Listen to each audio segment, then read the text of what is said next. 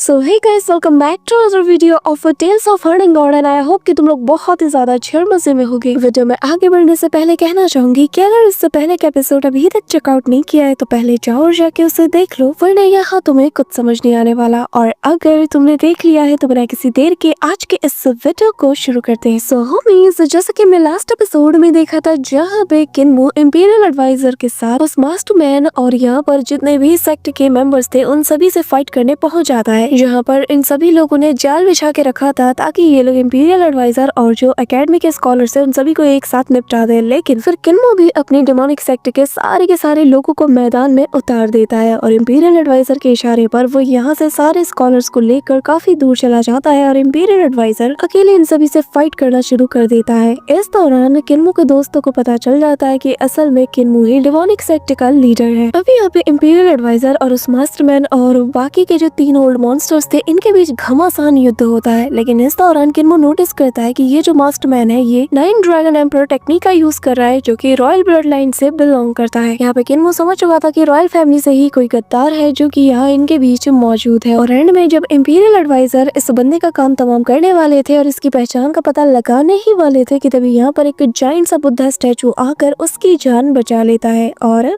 आगे होमीज, हमारे इस एपिसोड की स्टार्टिंग में वही से होती है जहाँ पे लास्ट पार्ट एंड हुआ था और यहाँ पे हम देखते हैं कि वही जायंट सा स्टैचू आ जाता है जिसके ऊपर काफी सारे लोग सवार थे। और यहाँ किन्मो जब इस नजारे को देखता है तो उसे भी यकीन नहीं होता और वो अपनी आईज ओपन करके बताने लगता है कि इनकी आंखें भी मुझे नहीं दिखाई दे रही कि आखिर ये लोग है कौन। कि तभी हम देखते हैं कि धीरे धीरे करके ये जो जायंट सा स्टैचू था ये इनके काफी ज्यादा क्लोज आ जाता है। और यहाँ पे ये देखते हैं कि इस मैसिव से स्टैचू के ऊपर काफी सारे लोग भी मौजूद थे और जो की अलग अलग पोज में यहाँ पे खड़े हुए थे जो कि काफी ज्यादा मिस्टीरियस था। कि तभी यहाँ पर हम उसी ब्लैक रॉक वाले बंदे को देखते हैं जो कि ये नजारा देखकर कहने लगता है कि जरा देखो, द ग्रेट थंडरक्लैप मोनेस्ट्री के वही दोगले लोग यहाँ पे आ चुके हैं जिन पर कि सालों पहले रहम खा के इन्हें छोड़ दिया गया था। यहाँ पे ये कहते साथ ही हम देखते हैं कि पूरा का पूरा जो डेमोनिक सेक्ट है यहाँ पर इन्हें पूरा भला कहना शुरू कर देता है, जिस पर द ग्रेट थंडरक्लैप मोनेस्ट्री के जितने भी लोग थे वो भी यहाँ पर इनसे चिल्लाते हुए कहते हैं कि अपने बकवास बंद करो। लेकिन इनके बीच जुबानी जंग चलती रहती है कि तभी किन्मो कहने लगता है कि ऐसा लगता है कि मेरा जो डेमोनिक सेक्ट और जो द ग्रेट थंडरक्लैप मोनेस्ट्री सेक्ट है इन दोनों की कुछ खास बनती नहीं। यहाँ पे हम देखते हैं कि कुछ मेंबर्स तो क्यू को भी फोर्स करते हैं कि हाँ भाई तो क्यों नहीं बोल रहा, जिस पर वो भी चिल्लाते हुए कहने लगता है कि हाँ तुम लोग बहुत बुरे हो। कि तभी यहाँ पर उनमें से एक चिल्लाती हुई कहती है कि अगर दम है तो यहीं रहो और भागना मत। अगले 3 दिन और 3 रात तक तुम लोगों को श्राप देती रहूंगी और मैं बिना रुके लगातार तुम्हें कर्स करती रहूंगी। अभी यहाँ पे इस दौरान हम देखते हैं कि वो जो जायंट सा बुद्धा स्टैचू था वो धीरे धीरे लगातार इंपीरियल एडवाइजर के करीब आने लगता है और उसकी परछाई यहाँ पे उस मास्टरमैन के ऊपर भी पड़ने लगती है और वो भी ऊपर की तरफ हैरानी के साथ देखता है। इस दौरान यहाँ पे हम देखते हैं कि हमें एक ओल्ड मॉन्क नजर आता है जो कि यहाँ पर अपने हाथ के एक सिंगल इशारे से ही इस बड़े से फॉर्मेशन में कुछ चेंजेस करके इसे पूरी तरीके से क्रैक करना शुरू कर देता है, जिसके चलते उस बैरियर में भी क्रैक पड़ने लगते हैं और धीरे धीरे वो इस पूरे बैरियर को ही तोड़ देता है। इसी के साथ ही यहाँ पर ये जो मॉन्क था वो कहने लगता है कि इंपीरियल एडवाइजर तुमसे मिलके अच्छा लगा, पर तभी को पास मौजूद बंदे से कहने लगता है कि फेलो दाओइस्ट, क्या तुम मुझ पे एक फेवर करोगे। तभी सामने वाला बंदा जिसके ऊपर वो स्वॉर्ड गड़ी थी उसे वो अपने पास खींच लेता है। इस दौरान यहाँ पे इंपीरियल एडवाइजर कहता है कि मैं आपकी बात सुन रहा हूँ, जानना चाहता हूँ कि आखिर आप यहाँ पे करने क्या आए हैं। कि तभी वो जो मॉन्क था वो बताता है कि तुमने काफी अच्छी बैटल लड़ी है लेकिन तुमने न जाने कितने लोगों को आज मौत के घाट उतार दिया, न जाने कितने इनहेरिटेंस को तुमने पूरी तरीके से बर्बाद कर दिया और इसीलिए मैं चाहता हूँ कि अब बस बहुत हो गया। मैं चाहता हूँ कि ये जो हॉस्टिलिटी है इसे तुम फ्रेंडशिप में बदल दो, क्योंकि मैं जानता हूँ कि इंपीरियल एडवाइजर काफी समझदार इंसान है और सुलझे हुए भी इंसान है। मैंने आपके बारे में काफी कुछ सुना है तो मुझे लगता है कि आप आज के इस इंसिडेंट को एक गुड फॉर्चून में बदल सकते हो। वैसे भी आप जानते हो कि अगर आज आप किसी के साथ अच्छा करते हो तो आपको इसका बदला जरूर मिलेगा। तो उम्मीद करता हूँ कि इंपीरियल एडवाइजर मेरी बात को जरूर समझेगा। ये सुनकर इंपीरियल एडवाइजर कहने लगता है कि मैं इंपीरियल एडवाइजर होने के नाते आपकी बात पे गौर करना चाहूंगा, लेकिन यहाँ मेरे सामने जो बंदा खड़ा है ये असल में विद्रोहियों का लीडर है और अगर आज मैं इनकी गलती को माफ करता हूँ तो मुझे यकीन है कि भविष्य में ये लोग सेम गलती वापस से रिपीट जरूर करेंगे और जिसके बाद आज जो इनका हाल हुआ है इससे भी कई गुना ज्यादा दर्दनाक इनका हाल होगा। उम्मीद करता हूँ कि आप इस चीज को भी नजरअंदाज नहीं करोगे। यहाँ पे वो मॉन्क कहने लगता है कि चलो ठीक है, फिलहाल के लिए इन सभी को मेरी द ग्रेट ले यिंगज़ोंग को ज्वाइन करने दो, फिर तो तुम्हें किसी बात की फिक्र करने की जरूरत नहीं होगी, है ना। तो बताइए इंपीरियल एडवाइजर आखिर मेरे इस ऑफर के बारे में आपका क्या ख्याल है। यहाँ पे इंपीरियल एडवाइजर सोच में पड़ जाता है। इस दौरान हम यहाँ पर 3 ओल्ड मॉन्स्टर में से उस लेडी की आवाज को सुनते हैं जो कि बताने लगती है कि ओल्ड बुद्धा, अगर आप हमें ज्वाइन कर लेते हैं तो हमें पूरा यकीन है कि हम आपकी मदद से ना इस इंपीरियल एडवाइजर को यहीं पे खत्म कर सकते हैं, क्योंकि इसे जिंदा छोड़ना खतरे से खाली नहीं। अगर ये हमें इतनी बुरी तरीके से यहाँ बेरहमी के साथ मार सकता है तो फिर सोचो ये आगे चलकर आप और आपके लोगों के साथ क्या करेगा। मुझे पूरा यकीन है कि ये चेनजोंग को डिस्ट्रॉय करके रख देगा। आखिर किस बात की देरी, अभी के अभी हम लोग अपने फोर्सेस को ज्वाइन करके इसे मौत के घाट उतार देते हैं। यहाँ पे उसकी सारी बातें सुनकर ओल्ड मैन कहने लगता है कि तुम्हें बोलने से पहले थोड़ा सोचना चाहिए, क्योंकि रही बात इंपीरियल एडवाइजर की कि वो मेरे और मेरे लोगों के बारे में क्या सोचता है, कैसी राय रखता है और कैसे उन्हें ट्रीट करता है, तो इस दुनिया में बहुत से ऐसे लोग हैं जो कि हमारे सेक्ट पर यकीन रखते हैं। तो हमारे लोगों की कमी नहीं है। रही बात हमारे सेक्ट द ग्रेट थंडरक्लैप मोनेस्ट्री की, तो ये कभी भी इंपीरियल एडवाइजर के रहमो करम पे जिंदा नहीं है। मैं बस यहाँ इतना कहना चाहता हूँ कि अगर तुम लोग अपने पर्सनल ग्रजेस को साइड में रखकर मेरे साथ आने के लिए राजी होते हो तो फिर तुम्हारे लिए अच्छा है, लेकिन अगर तुम लोग अपनी बात पर अड़े रहते हो और अपने पर्सनल ग्रजेस को अभी भी अपनी जान से आगे रखते हो तो तुम लोग यहाँ पर रह के फाइट कर सकते हो। मैं फिर यहाँ से जा रहा हूँ। अब यहाँ पे उसका ये कहना ही था कि तभी हम देखते हैं कि यहाँ पर एक एक करके सारे पोर्टल ओपन होते हैं, जिसके जरिए से ड्यूक भाई समेत एक एक करके सारे के सारे वॉरशिप अंदर आ जाते हैं और चारों ओर से इन लोगों को घेर लेते हैं और इनके कैनन्स भी इनके ऊपर तन जाते हैं। तो तभी ड्यूक भाई कहने लगता है कि आखिर ये बंदा यहाँ पे क्या कर रहा है, जिसपे इंपीरियल एडवाइजर बताने लगता है कि वो जो ओल्ड बुद्धा तुम देख रहे हो वो असल में ज़ेन बुद्धिज्म का लीडर है। उसके यहाँ पर आने का मकसद बस इस दुनिया में शांति को कायम करने से है, और अगर वो इस काम में कामयाब होता है तो हमें भी इस बात से मसला नहीं होना चाहिए। और वैसे भी मैं खुद बहुत ज्यादा इंजर्ड हो चुका हूँ, तो अगर इसके काइंडनेस को ये सभी लोग स्वीकारते और यहाँ से चले जाते तो ये हमारे लिए भी अच्छी बात होगी। कि तभी इंपीरियल एडवाइजर यहाँ उन लोगों से कहने लगता है कि लेकिन आखिर मैं इन लोगों पर कैसे भरोसा करूँ, ये लोग एक बार गद्दारी कर चुके हैं, इस बात की क्या गारंटी है कि ये लोग आपके साथ जाने के बाद भी वापस से गद्दारी नहीं करेंगे, वापस से ये लोग हमारे खिलाफ कोई भी साजिश नहीं रचेंगे। यहाँ पे हम देखते हैं कि ये जो ओल्ड बुद्धा यानी कि वेनरेबल वन था वो कहने लगता है कि अगर इंपीरियल एडवाइजर मेरे इस सुझाव पर समर्थन करना चाहते हैं तो मुझे इस बात की खुशी होगी। कि तभी वो यहाँ पर बाकी के 3 ओल्ड मॉन्स्टर की तरफ देखकर कहने लगता है कि बताओ आखिर तुम्हारा इस बारे में क्या ख्याल है।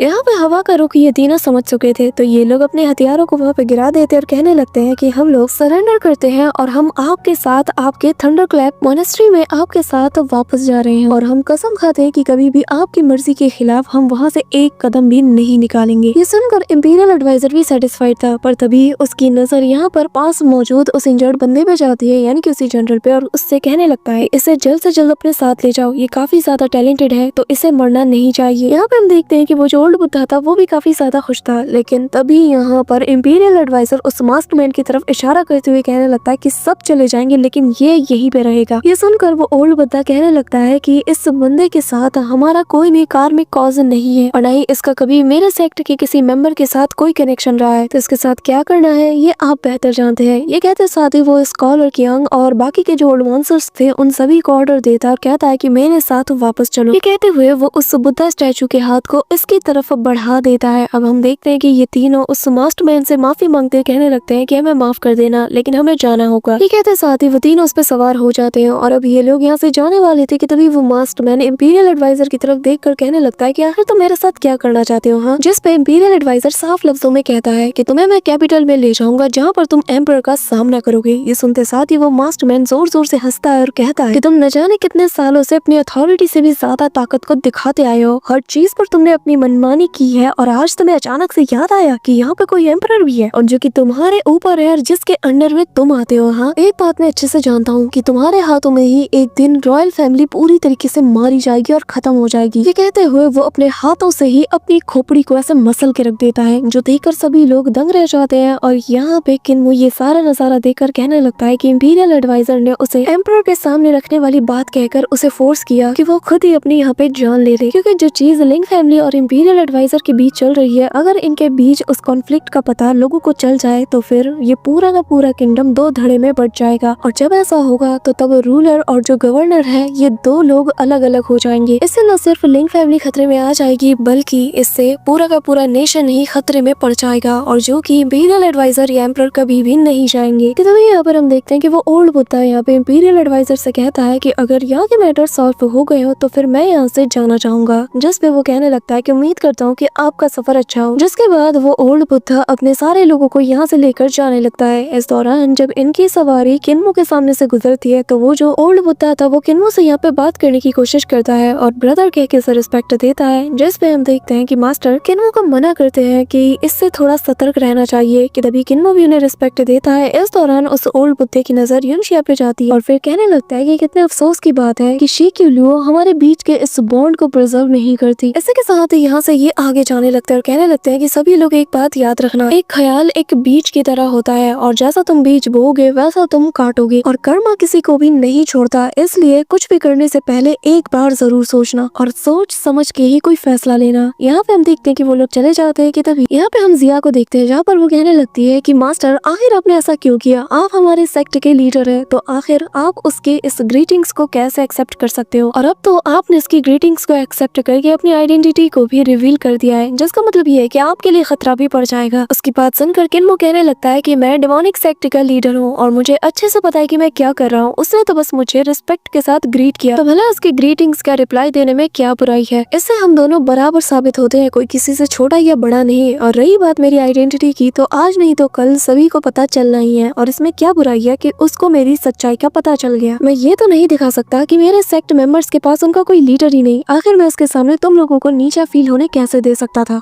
जिस पर सभी लोग भड़कते हुए कहने लगते हैं कि उससे बात करने से अच्छा था कि हम सभी लोग जिंदगी भर शर्मिंदा होते रहते। यहाँ पे ये सब देख कर किन्मो चुप हो जाता है, फिर कहने लगता है कि यार तुम लोगों को थोड़ा ख्याल करना चाहिए, तुम्हें नहीं लगता कि मैं तुम्हारे सेक्ट लीडर होने के नाते थोड़ी रिस्पेक्ट डिजर्व करता हूँ। कि तभी सीन शिफ्ट होता है और हम यहाँ पर उन्हीं 3 ओल्ड मॉन्स्टर्स को देखते हैं, जहाँ पर वो आपस में बात कर रहे थे, और तभी वो लोग ओल्ड बुद्धा से कहने लगते हैं कि आपने खुद सुना कि यांगकांग के इंपीरियल एडवाइजर ने खुद कहा कि वो खुद इस वक्त बहुत बुरी तरीके से इंजर्ड है, तो आखिर हमने इस मौके का फायदा क्यों नहीं उठाया। जिस पे ओल्ड बुद्धा कहने लगता है कि जिसने भी उसकी बात पर यकीन किया वो सब के सब हारे जा चुके हैं, कुछ तो मारे भी जा चुके हैं और कुछ का तो अता पता तक नहीं। ये सुनकर सभी लोग हैरान थे और तभी वो ओल्ड बुद्धा आगे बताने लगता है कि इंपीरियल एडवाइजर की जो सूझबूझ और जो रणनीति है और जो उसका टैलेंट है, इनके दम पर ये फ्यूचर में अगर आगे चल के एक सेज नहीं बनता तो मुझे पूरा यकीन है कि वो एक अनस्टॉपेबल डीमन लॉर्ड बनेगा। कि तभी यहाँ से सीन शिफ्ट होता है और हम उसी बैटल अरीना का सीन देखते हैं, जहाँ पर हम देखते हैं कि यांगकांग की पूरी आर्मी आ चुकी थी और वो यहाँ पर जितनी भी डेड बॉडीज थी उन्हें साफ कर रही थी। और तभी बताया जाता है कि यहाँ से न सिर्फ हरमिट ली, लॉर्ड दियान, स्कॉलर क्योंग और किन दायू, ये वो लोग हैं जिन्होंने की माउंट शूमी को सरेंडर किया, और जो दाओ कियान है वो यहाँ से एस्केप करके आए। यहाँ पे हम देखते हैं कि इंपीरियल एडवाइजर ये सारी बातें अपनी स्वॉर्ड को साफ करते हुए सुन रहा था, और ड्यूक वही आगे बताने लगता है कि आपने तो सारे कल्ट लीडर लेवल के मास्टर्स को पूरी तरीके से स्लॉटर कर दिया और उन्हें निपटा दिया, और ऐसा करते हुए आपने 600 साल पुरानी इस बगावत को जड़ से उखाड़ फेंका है, और अब वो वक्त देर नहीं जब हम इनका टोटल एनाहिलेशन करके इनका सुपड़ा ही साफ कर देंगे। कि तभी यहाँ पे हम देखते हैं कि किन्मो और बाकी सारे स्कॉलर्स आ जाते हैं, जिसके साथ ही यहाँ से ये सभी लोग वापस से एकेडमी की तरफ रवाना होने लगते हैं, और हम देखते हैं कि रात का वक्त हो चुका था। इस दौरान हम रात के वक्त इंपीरियल एडवाइजर को देखते हैं, जहाँ पर इसकी तबीयत बिगड़ने लगती है, जो देखकर ड्यूक वही कहने लगता है कि क्या आपकी इंजरीज ठीक है। जिस पे इंपीरियल एडवाइजर कहने लगता है कि मुझे ऐसा लगता है कि मुझे वापस से स्कॉलर किन को परेशान करना होगा ताकि वो मुझे वापस से हील करे। ये सुनकर ड्यूक वही हैरान था और कहने लगता है कि क्या आप मजाक कर रहे हैं, क्या ये वाकई में सच है कि उसने आपको हील किया था। जिसमें एम्परर हमें जवाब देता है। ये सुनकर ड्यूक वही कहने लगता है कि नहीं, मैं तो आपकी बात पे यकीन नहीं करने वाला, कोई पागल ही होगा जो कि आपकी बात पे यकीन करे, क्योंकि जिसने भी आपकी बातों पे यकीन किया वो इस वक्त जमीन के नीचे दफन है। कि तभी उसकी नजर सामने जा रही कॉफिन पे जाती है और उसे देखकर वो इंपीरियल एडवाइजर से कहने लगता है कि इस कॉफिन के अंदर जो है उसे आप अच्छे से जानते हो, है ना। इंपीरियल एडवाइजर इस पे कोई जवाब नहीं देता, जिसपे ड्यूक वही कहने लगता है कि ठीक है, बताने की जरूरत नहीं है, लेकिन मैं देख कर ही बता सकता हूँ, और एक बार मैं कैपिटल में पहुंच जाऊँ फिर मैं इस बात का पता लगा लूंगा, और मैं देखना चाहूंगा कि आखिर वो कौन सा ओल्ड प्रिंस है जो कि आपके हाथों मारा गया है। बस एक बार मुझे वहाँ पहुँचने दो, मैं सब कुछ पता लगा लूंगा। कि तभी वो इंपीरियल एडवाइजर की तरफ देखते हुए आसपास देखने लगता है, फिर उसके कान के पास जाके कहने लगता है कि चिंता मत करो, जो एम्परर है वो आप पे यकीन करते हैं लेकिन क्राउन प्रिंस के ऊपर नहीं। ये बात सुनकर इंपीरियल एडवाइजर थोड़ा सोच में पड़ जाता है और ड्यूक वे आगे बताने लगता है कि लिंग फैमिली के कुछ आपसी मतभेद भी चलते हैं, उनके अंदर भी काफी सारी प्रॉब्लम्स हैं जिनको निपटाना जरूरी है, और अब तो आपको ये भी पता चल चुका है कि लिंग फैमिली का एक और मेंबर आपके अगेंस्ट है, तो आपको नहीं लगता कि आपको कोई बड़ा कदम उठाना चाहिए, अगर हाँ तो आपका अगला कदम क्या होगा। तभी यहाँ पे ड्यूक वे के चेहरे का रंग उड़ने लगता है, क्योंकि यहाँ पे इंपीरियल एडवाइजर उसकी तरफ बहुत स्ट्रेंज निगाहों से देखते हुए कहने लगते हैं कि बेहतर यही होगा कि जो काम तुम्हें दिया गया है तुम वो करो, तुम्हारा काम यहाँ पर रेबेलियंस के नामो निशान को मिटाने का है तो उसी पे फोकस करो, और जो साउथ की तरफ वो बचे कुछ रेबेलियन है उन्हें भी जल्द से जल्द क्लियर करने पे फोकस करो। और रही बात बाकी अदर चीजों की तो इस पर बात करने की जरूरत नहीं है। ये कहते साथ ही वो यहाँ से चला जाता है कि तभी सीन शिफ्ट होता है और हम किन्मो को देखते हैं जहाँ पे वो फोकस करते हुए कहने लगता है कि डीमन एम्परर दूतियान का जो कॉन्शियसनेस का पीस है वो अभी भी मेरे अंदर मौजूद है। इस दौरान वो यहाँ पर अपने 5 मेजर पॉइंट्स पे भी फोकस करता है और कहने लगता है कि आखिर ऐसा क्यों हो रहा है। क्या ये इसलिए हो रहा है कि इस वक्त मेरे आसपास इंपीरियल एडवाइजर मौजूद है। डीमन गॉड दूतियान का कोई और ही प्लान है कि तभी जैसे ही वो अपनी आंखें खोलता है उसके सामने इंपीरियल एडवाइजर मौजूद था जो कि यहाँ पर आते साथ ही किन्मो को बताने लगता है कि मैं इंजर्ड हूँ तो मैं चाहता हूँ कि तुम मुझे हील करो। ये सुनकर किन्मो को तो यकीन नहीं होता लेकिन वो अपना काम करना शुरू कर देता है। और इस दौरान इंपीरियल एडवाइजर मन में कहने लगता है कि जब हम लोग कैपिटल में वापस जाएंगे तो एम्परर किन्मो समेत बाकी सारे लोगों को बहुत ही इज्जत के साथ उन्हें नवाजेगा। जिसके बाद वो किन्मो से कहने लगता है कि तुम्हें भी इस बारे में खुश होना चाहिए। जिसपे वो कहने लगता है कि ये बस टाइटल और पोजीशन की बात है, इससे ज्यादा मेरे लिए कुछ भी नहीं। लेकिन हाँ, मुझे अपने रिवॉर्ड से ज्यादा इंपीरियल एडवाइजर आपके रिवॉर्ड्स पर ज्यादा दिलचस्पी है। मैं जानना चाहूंगा कि आखिर एम्परर आपको किस चीज से नवाजते हैं। जिसपे इंपीरियल एडवाइजर कहने लगता है कि अगर एम्परर मुझे काफी सारी खूबसूरत लेडीज और वेल्थ के साथ नवाजते हैं तो क्या मुझे इसे एक्सेप्ट करना चाहिए। जिसपे किन्मो कहता है कि आखिर आपको इसके अलावा और क्या चाहिए, या फिर इसके अलावा ऐसी कौन सी चीज है कि जिसके जरिए से एम्परर आपको रिवॉर्ड दे सकते हैं। जिसपे वो कहने लगता है कि कुछ भी नहीं। ये सुनकर किन्मो कहने लगता है कि फिर तो आपको जो मिल रहा है उसे ही एक्सेप्ट कर लेना चाहिए। यहाँ पे उसकी बात सुनकर इंपीरियल एडवाइजर उसकी तरफ देखने लगता है।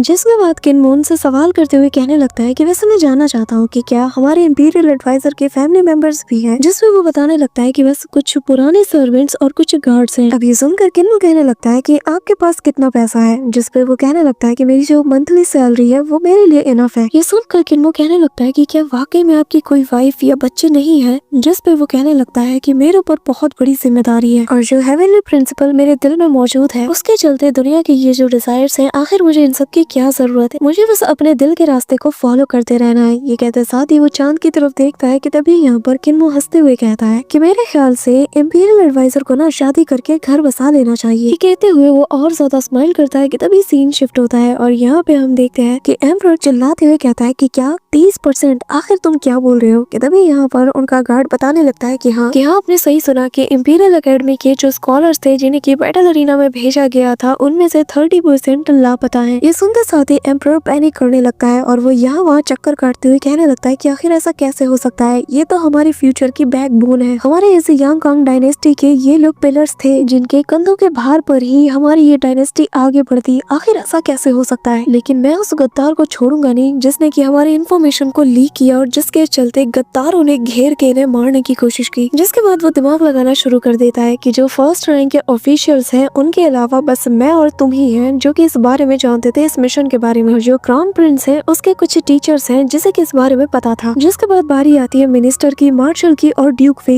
ये 3 और हैं जिन्हें कि इस बारे में पता था। यहाँ पे हम देखते हैं कि उसके सर्वेंट की तो हालत खराब हो जाती है। वो सिर झुका के उनके सामने लेटा हुआ था और यहाँ पर एम्परर उसके करीब आकर कहने लगते हैं कि अपना मुंह खोलो। ये सुनते साथ ही वो बंदा और ज्यादा डर जाता है और फिर हांफते कांपते कहने लगता है कि एम्परर मुझे कुछ नहीं पता, मैंने किसी को कुछ नहीं बताया। ये कहते साथ ही जैसे वो अपने सिर को उठाने की कोशिश करता है कि तभी एम्परर उसके सिर को पकड़ लेते हैं और कहने लगते हैं कि बताओ आखिर तुम्हारे दिल में क्या चल रहा है, तुम्हें कौन ज्यादा सस्पिशियस लग रहा है। ये सुनकर वो बंदा और ज्यादा डर जाता है और फिर कहने लगता है कि एम्परर मेरे ख्याल से जो क्राउन प्रिंस के ट्यूटर है वो कुछ ज्यादा ही सस्पिशियस है। ये सुन रही था कि एम्परर को और ज्यादा गुस्सा आता है, उसकी आंखें फटी की फटी रह जाती है और तभी वो उससे कहने लगता है कि अच्छा ऐसी बात है क्या। कि तभी वो उसे यहाँ से जाने को कहता है। ये सुनकर इस बंदे की सांस में सांस आती है और वो यहाँ से जाने लगता है। लेकिन तभी एम्परर उसे रोकते हुए कहने लगता है कि यही रुको। और तभी वो उससे सवाल करते हुए कहने लगता है कि इंपीरियल एडवाइजर ने बहुत ही अच्छा काम किया है यांगकांग के गद्दारों का सफाया करके, तो तुम्हारे ख्याल से मुझे किस चीज से उसे रिवॉर्ड देना चाहिए। ये सुनते साथ ही हम देखते हैं कि वो थोड़ा सोच में पड़ जाता है और फिर कहने लगता है कि आखिर हम उसे और क्या दे सकते हैं। इंपीरियल एडवाइजर को हाईएस्ट रैंक तो ऑलरेडी दी जा चुकी है। तभी उसे ख्याल आता है कि हो सकता है कि शायद एम्परर मुझे टेस्ट कर रहे होंगे क्योंकि मैं इससे पहले क्राउन प्रिंस का ट्यूटर रह चुका हूँ और वैसे भी जो क्राउन प्रिंस है और जो उसके ट्यूटर है वो नेचुरली एनिमीज रह चुके हैं यांगकांग के, तो बेहतर होगा कि मुझे कुछ और कहना चाहिए। ये कहते साथ ही वो कहता है कि एम्परर यांगकांग के इतिहास में आज तक किसी भी इंपीरियल एडवाइजर को कोई पावर या स्टेटस नहीं दिया गया है। लेकिन अगर मैं इस मैटर की बात करूँ तो हमारा जो इंपीरियल एडवाइजर है वो अभी तक कुंवारे हैं और जब वो काम से फ्री होते हैं उनकी देखभाल के लिए कोई भी नहीं, तो मेरे ख्याल से हमें उनकी शादी करवा देनी चाहिए। आप उन्हें ब्यूटी और वेल्थ के साथ नवाज सकते हो। ये सुनते साथ ही एम्परर थोड़ा स्माइल करता है और कहने लगता है कि जैसा कि मैंने सोचा था, लेकिन मैंने इससे पहले भी ट्राई किया किया था और उसने मना कर दिया था। और अगर दोबारा से मैं उसे सेम चीज दूंगा तो वो वापस से मना कर देगा, मैं ये भी जानता हूँ। ये सुनकर यहाँ पे मिनिस्टर गू कहने लगता है कि आपको क्या लगता है कि इंपीरियल एडवाइजर बेवकूफ है? वो बहुत ज्यादा चालाक है। आखिर वो सामने से कोई चीज को कैसे एक्सेप्ट कर सकते हैं जब तक कि आप उन्हें फोर्स ना करें। यहाँ पे ये सुनते साथ ही एम्परर हंसने लगता है और कहने लगता है कि वैसे तुम भी कोई कम चालाक नहीं हो। जिसके बाद वो उसे जाने के लिए कहते हैं। अब वो यहाँ से जाने लगता है कि तभी वो उसे वापस से वार्न करते हुए कहता है कि मैं चाहता हूँ कि तुम ग्रैंड स्कॉलर को प्रोवोक करने की कोशिश ना करो, क्योंकि अगर उसका दिमाग खराब हुआ ना तो फिर तुम्हारे लिए मुसीबत बढ़ जाएगी और उसका जो इन्फ्लुएंस है हमारी यांग डायनेस्टी में उसे तुम इमेजिन भी नहीं कर सकते। यहाँ पे ये सुनते साथ ही मिनिस्टर गू समझ आता है कि एम्परर क्या चाहते हैं और फिर वो यहाँ से चला जाता है। और एम्परर अपनी डायनेस्टी की ओर देखते हुए मन में कहने लगते हैं कि मैं तब बहुत छोटा था जब मैंने पूरी जिम्मेदारी को अपने कंधे पे उठाया और इतनी कम उम्र में थ्रोन की जिम्मेदारी को संभालना कोई आम बात नहीं। यहाँ तक कि मेरे नजरों के सामने मैंने अपने कितने बेटों को मरते हुए देखा है, लेकिन ऐसा लगता है कि जो क्राउन प्रिंस है उससे अब रहा नहीं जा रहा, उससे तो अब इतना भी इंतजार नहीं किया जा रहा जितना कि मैंने किया था। सो